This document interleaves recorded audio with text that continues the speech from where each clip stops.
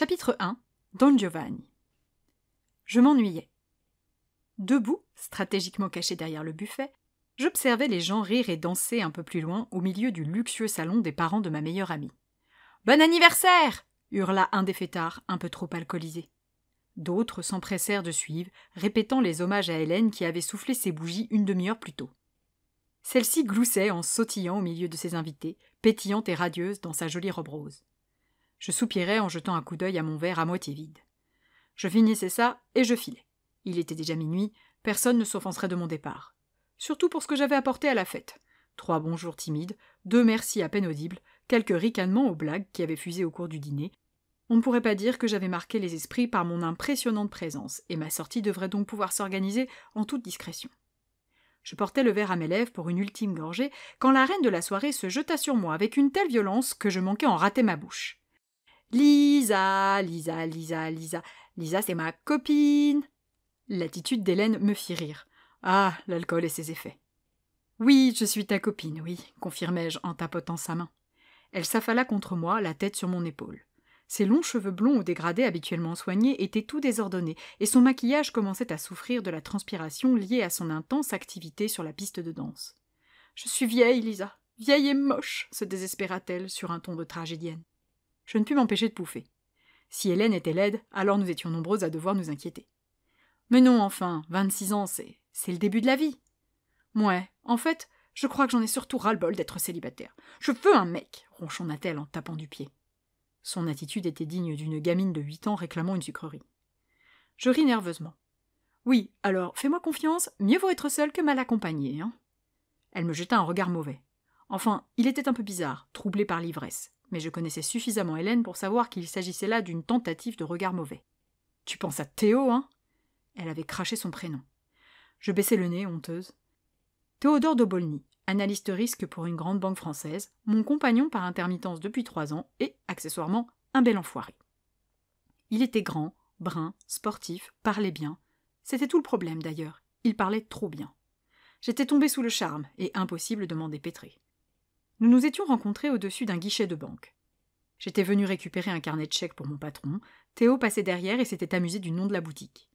Un clin d'œil, un sourire, puis une invitation à dîner, le début d'une jolie relation, banale et rassurante. Tout avait pourtant basculé 1 an et demi plus tôt, quand il avait obtenu sa promotion. Il avait gagné en assurance, sans doute, et il séduisait à tour de bras. Mais attention, monsieur ne me faisait jamais cocu, non. Il me larguait dans les règles de l'art pour aller s'acoquiner avec l'autre, puis, une fois lassé, il revenait vers moi en pleurant, me jurant que j'étais la femme de sa vie, la seule qui comptait. Et moi, pauvre conne, je lui pardonnais à chaque fois.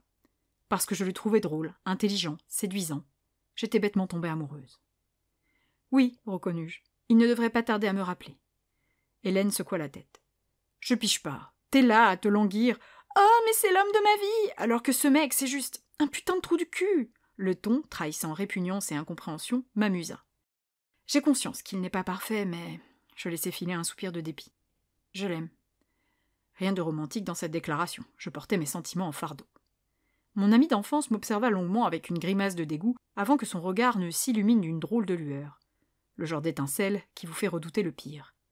Fais la même chose que lui. Hein ? Fais la même chose que lui, répéta-t-elle avec enthousiasme. Je fronçai les sourcils un peu inquiète. Tu veux dire coucher avec n'importe qui ? Ah ! S'écria-t-elle en levant la main, que j'évitais de justesse. Au moins, tu reconnais que c'est ce qu'il fait. Je penchai la tête sur le côté. Moi avec un autre ? C'était bizarre, non ? Un instant, je me rêvais avec un nouvel amoureux, quelqu'un capable de prendre la place immense qu'occupait Théo dans mon cœur. Quelqu'un de doux, gentil, prévenant, attentionné, drôle et cultivé. Ou à bien y réfléchir, juste un mec sympa qui ne passerait pas son temps à vagabonder entre les cuisses de ses collègues ou de ses clientes. Juste ça, ça me suffisait. Je secouai la tête pour me débarrasser de ces irréalistes projections. Trouver un remplaçant à Théo n'était pas envisageable.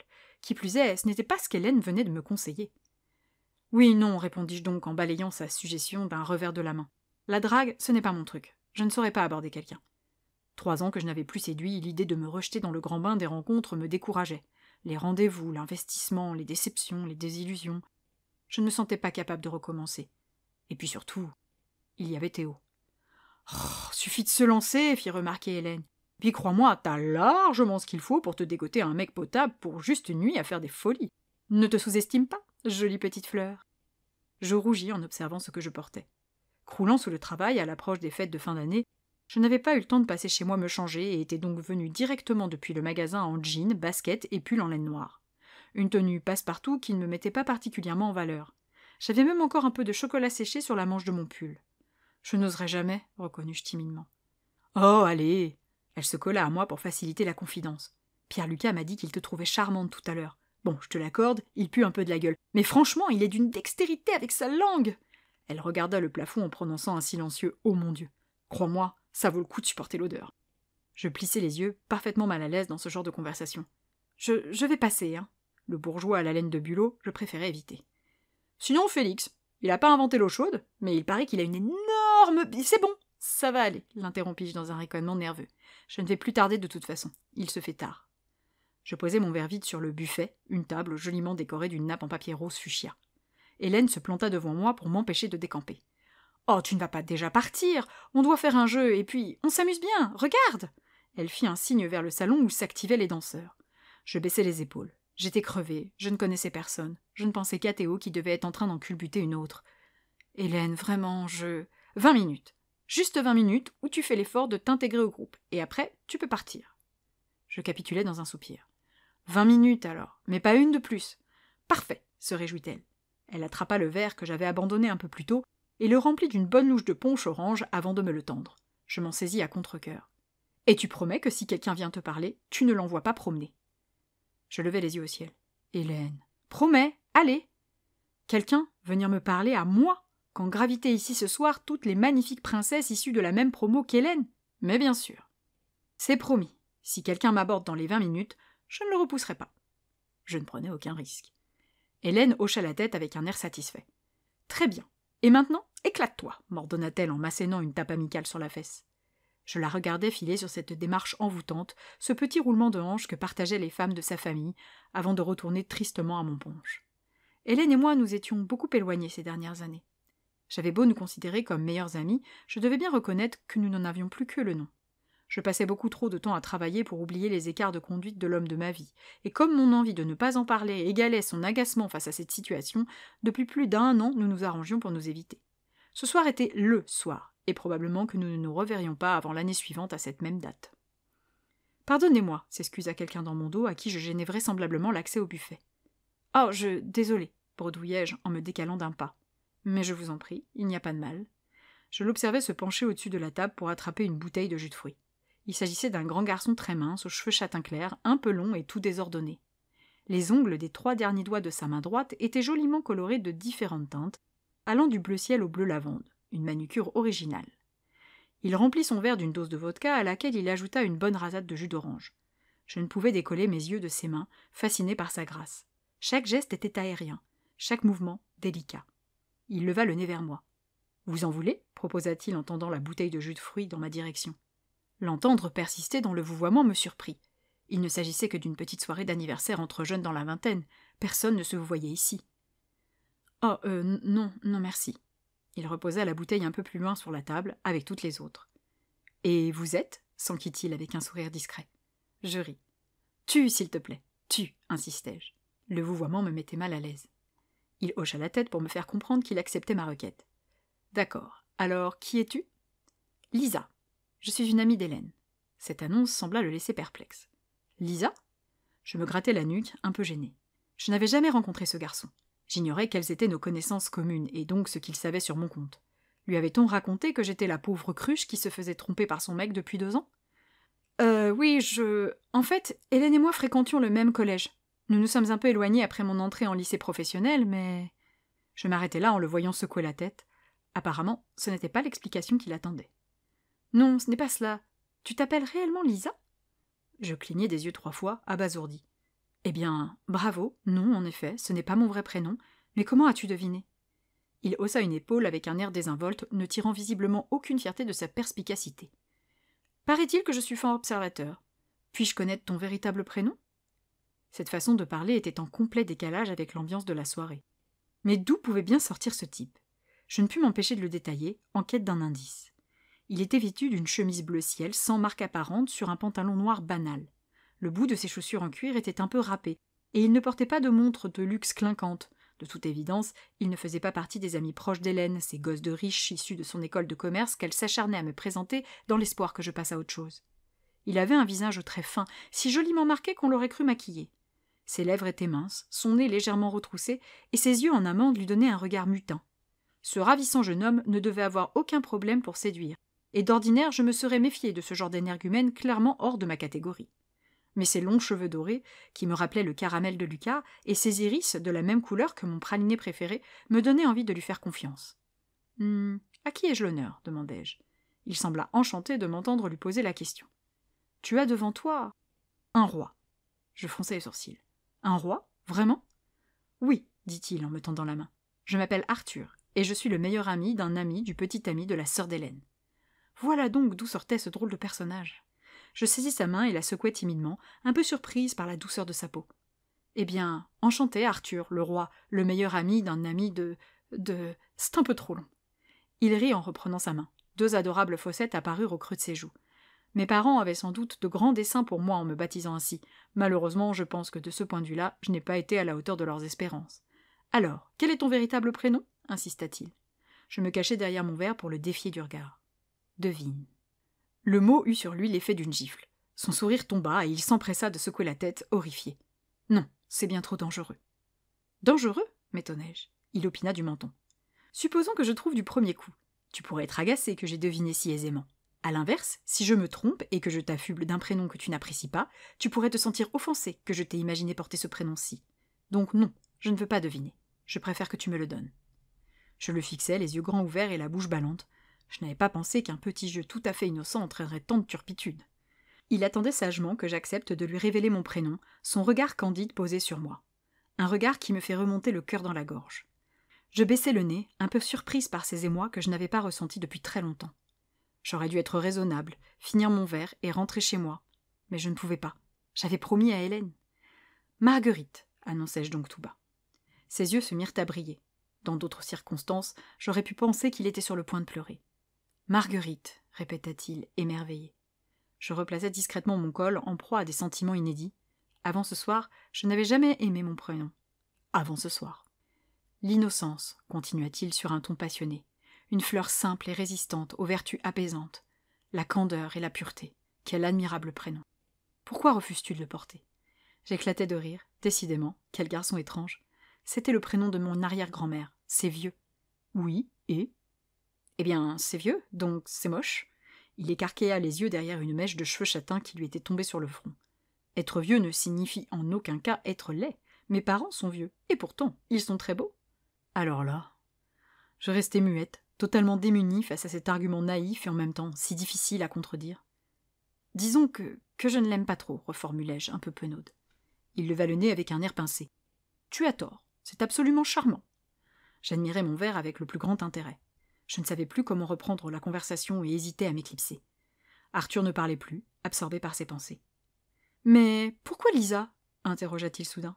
Je soufflai, soulagé de le voir faire le premier pas.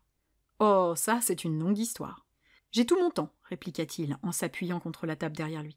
« Eh bien, à l'école, mes camarades m'appelaient Maggie, » commençai-je. J'accaparai toute son attention. « Mais je n'aimais pas ça, » continuai-je en regardant mes pieds pour éviter d'avoir à croiser ses jolis yeux à la noisette. Ça me faisait penser à la série télévisée Les Simpsons, et je trouvais que j'avais passé l'âge de porter des grenouillères bleues. Il afficha un drôle de sourire. Je dois reconnaître que j'adorerais avoir l'occasion de t'admirer en grenouillère bleue. Et comme j'avais un petit côté je sais tout et que j'étais plutôt douée à l'école, repris-je en tentant d'oublier ce qu'il venait de dire. Les gens se sont mis à m'appeler Lisa, comme la sœur aînée de la famille Simpson. Voilà pourquoi je suis Lisa. Il sourit. Elle n'était pas si longue que cela, ton histoire. Et toi alors, c'est un simple hommage au roi Arthur ? Oui, se contenta-t-il de répondre avant de prendre une gorgée de son verre. Je le regardais de travers. Ce ne serait pas plutôt à cause d'un animateur de télévision un poil agaçant ? Dans la mesure où mes parents n'ont jamais possédé de télévision, peu de chance qu'il s'agisse de cela. Ou alors... Oh ! Peut-être pour rendre hommage au poète, celui qui aimait Verlaine et les bateaux, suggérai-je, ravi d'étaler mon peu de culture générale. L'étincelle dans ses yeux me laissa penser que ma référence était à son goût. Les bateaux ivres ? Non. Connaissant ma famille, il s'agit bien d'un clin d'œil au porteur d'Excalibur. Aucun doute là-dessus. Il déposa son verre sur la table. « Me ferais-tu l'honneur de m'accorder une danse » demanda-t-il dans une déroutante petite révérence. Je secouai immédiatement la tête, gênée. « Je suis désolée, mais je ne sais pas danser. Voyons, douce Marguerite, impossible, tout le monde sait danser. J'avais l'habitude de corriger les gens qui utilisaient Marguerite en leur demandant de m'appeler Lisa. Pourtant, là, quand il avait prononcé mon prénom, avec la même admiration qu'il y avait dans sa voix que lorsqu'il avait prononcé bateau-ivre, je n'avais pas eu envie de le reprendre. Je ne sais pas, c'est un peu tôt pour me ridiculiser, non ? Un peu tôt, répéta-t-il, joueur. Dois-je donc déduire qu'il y aura un plus tard ? Je rougis en contemplant mon punch. J'avais fait preuve de maladresse et il fallait que je trouve quelque chose pour détourner son attention. Ça dépend. Y a-t-il une guenièvre dans la salle ? J'aimerais éviter les ennuis. Il rit en attrapant le verre que j'avais à la main pour le déposer sur la table, juste à côté du sien. Non, ni dans la salle, ni enfermé dans une tour quelque part dans un bois, ni ailleurs.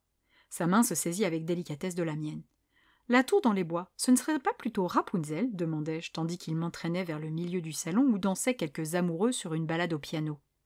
Il s'arrêta et m'invita à me placer en face de lui. Je frissonnais en le sentant me prendre par la taille. Je ne me souvenais même plus de la dernière fois où Théo m'avait touché de cette façon. Mais m'avait-il seulement déjà touché de cette façon ? Si, peut-être, concéda mon cavalier. J'aime les belles histoires, mais j'ai tendance à les confondre. Je posai mes mains sur ses frêles épaules. Et toi ? Demanda-t-il sans gêne. Y a-t-il quelqu'un pour prendre soin de toi, jolie petite Marguerite ? Je souris tristement. Non, il n'y a personne. Je ne mentais pas, et ça faisait mal de le reconnaître à haute voix. Arthur m'attira un peu plus près de lui. Je me laissai faire avec une certaine complaisance et posai la tête contre sa poitrine, les yeux fermés. Nous oscillions doucement, au rythme de la musique. Je ne comprenais pas bien ce qu'il se passait. La situation était bizarre. Sa chaleur près de moi, son parfum, son souffle sur mon front, tout était inexplicablement agréable.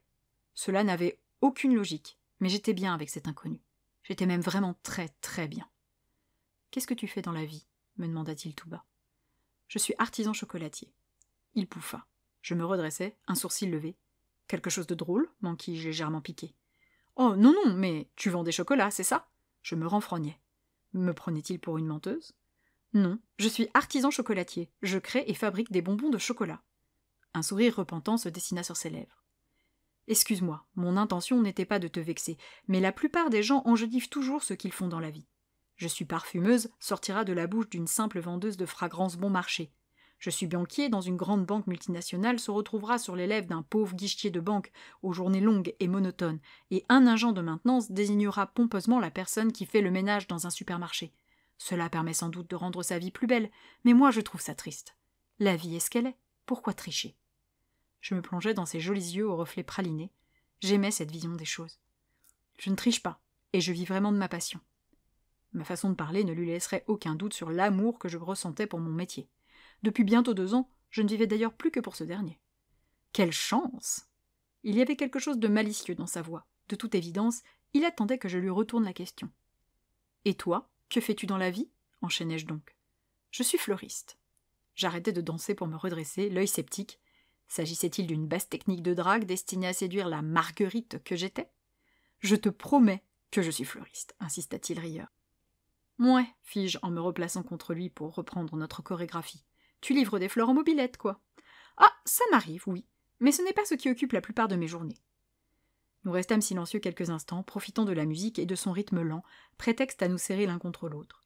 « C'est un beau métier, » soufflai-je en refermant les yeux. Il sentait bon, un parfum sucré et grisant. Théo ne se parfumait plus depuis longtemps, sauf quand il avait trouvé une nouvelle fille à séduire, alors là, il en utilisait des litres. C'était d'ailleurs l'un des signes annonciateurs de notre prochaine pause. « Oui, très beau, » approuva Arthur. « J'adore aider les gens à exprimer leurs sentiments avec mes fleurs. Un brin de gypsophile, quelques boutons de rose ou un bouquet de tulipes immaculées peuvent révéler tellement de choses. » Je soupirai en l'entendant parler ainsi. Cette allure étudiée, ses cheveux un peu longs et entretenus dans un subtil désordre, ce parfum, sa délicatesse ambiguë, ses ongles soignés. Un garçon qui aimait les fleurs et qui en parlait avec exaltation. Je réalisai alors qu'il y avait peu de chance pour que celui-ci soit attiré par moi, ou plutôt par mon genre en général. Je me surpris à penser « dommage ». « Comment en es-tu arrivé à travailler dans le chocolat ?» s'enquit-il. « Eh bien, ma famille possède une boulangerie. J'ai grandi dans le sucre et les amandes, me contentai-je de répondre pour éviter d'entrer dans les détails. Je me redressai pour pouvoir admirer ses yeux délicieux. « Et toi ?» Il soupira tristement. Mes parents m'ont donné le goût de la beauté éphémère. Je l'interrogeai du regard. Il semblait soudain très sombre, comme fragilisé par la question. Mon père fabrique des jouets en bois, et ma mère est marionnettiste, m'expliqua-t-il. Et le moins que l'on puisse dire, c'est qu'ils se sont bien trouvés. Waouh! Voilà qui n'est pas ordinaire. Il sourit discrètement. Je retrouve dans mes bouquets la passion pour la création de mon père et la mélancolie de l'instant qui flétrira trop vite des spectacles de ma mère. Je ne le quittais pas des yeux, hypnotisé. Ses longs cils lui donnaient un regard particulier, légèrement flou, et ses yeux étaient si doux, si innocents. Et ils ne se détachaient pas des miens. Je rosis légèrement en baissant le nez. J'avais l'impression d'avoir à nouveau 15 ans. « Tu es… » Je terminai ma phrase par un petit raclement de gorge bien significatif. Il ne sembla pourtant pas comprendre. « Je suis ?» ?»« Non, mais tu vois ce que je veux dire. Tu es… » insistai-je. Il regarda sur les côtés, perdu. « je suis quoi ?»« Tu peux me le dire, tu sais, ça ne me gêne pas. Aujourd'hui, chacun est libre d'aimer qui il veut, comme il le veut. » Il prit son temps pour me répondre. Une longue et douloureuse minute durant laquelle je me concentrais sur le col de sa jolie chemise bleu ciel, mal à l'aise. J'aurais mieux fait de la fermer. « Marguerite » appela-t-il enfin. Je levai un œil inquiet vers lui. Il me fixait, le sourcil froncé. Qu'est-ce que c'est que ces préjugés ? Sa voix trahissait déception et reproche. J'aurais voulu rentrer dans le sol à ce moment-là. Je suis navrée. Pardon. C'est juste que ta façon de parler des fleurs, de me tenir contre toi tout en maintenant une certaine distance. Et puis… Je laissai filer un ricanement nerveux. Et puis, un garçon qui n'essaie pas de me tripoter pendant qu'il danse avec moi, c'est plutôt étonnant. Il sourit en coin. Peut-être que ce n'est pas l'envie qui manque, mais que j'ai été bien éduquée. Oh ! Aurais-tu l'audace de donner des leçons d'éducation à toutes les mères du monde ? Je n'ai pas cette prétention. Disons simplement qu'on m'a appris à assouvir mes désirs tout en respectant ceux des autres, dit-il, en plongeant un regard fort et profond dans le mien. Je sentis mon cœur faire un salto dans ma poitrine. Arthur me ramena doucement contre lui, me laissant le temps de me dérober si j'en avais ressenti le besoin. Puis il se pencha pour poser ses lèvres tout près de mon cou. Je fermai les yeux dans un frisson visible, séduite par sa délicatesse. Ce baiser était une caresse, une plume glissant le long de ma joue pour atteindre mon oreille. Garçon, fille, quelle importance. Moi, de toute façon, ce que je préfère, ce sont les fleurs, chuchota-t-il, un soupçon de provocation dans la voix. Ah, d'accord. Je ne savais plus parler. Cette ambiguïté assumée m'impressionnait. Il posa sa main sur ma joue, m'invitant subtilement à relever les yeux vers lui. La situation semblait beaucoup l'amuser. « Ça te fait peur ?» Je secouai la tête. « Non, au contraire. » Les mots étaient sortis seuls. J'avais à peine eu le temps de les penser qu'ils étaient déjà sur mes lèvres. Il reprit sa main qui glissa en bas de mon dos, au-dessus de mes reins. Ce geste s'avéra un peu trop chaste à mon goût, et je vins me coller à lui, à la recherche d'une autre proximité. La musique avait changé et n'était plus propice au rapprochement lascif. Pourtant, nous restions l'un contre l'autre, à suivre un rythme qui n'existait que pour nous. « Que fais-tu ici » demanda-t-il tout bas. Je ne compris pas bien sa façon de me poser cette question. J'avais juste conscience que ma réponse ne serait pas sans conséquence. « Je suis venue célébrer l'anniversaire de ma meilleure amie, articulai-je, en pesant chaque mot. Il hocha discrètement la tête. J'avais donné la bonne réponse. « Souhaites-tu célébrer encore un peu l'année supplémentaire de ta meilleure amie, ou bien puis-je me permettre de te convier à une promenade sous les étoiles ?» J'aimerais beaucoup voir les étoiles, balbutiai-je. Inconsciente, peut-être, mais Arthur était si différent du reste de mon monde, si original et imprévisible. Et ce soir, je n'aspirais qu'à l'inattendu, à oublier le rush de fin d'année, les clients mal aimables et l'amour de ma vie qui devait s'affairer entre les cuisses d'une autre en ce moment même. Arthur sourit en attrapant ma main. « Partons. »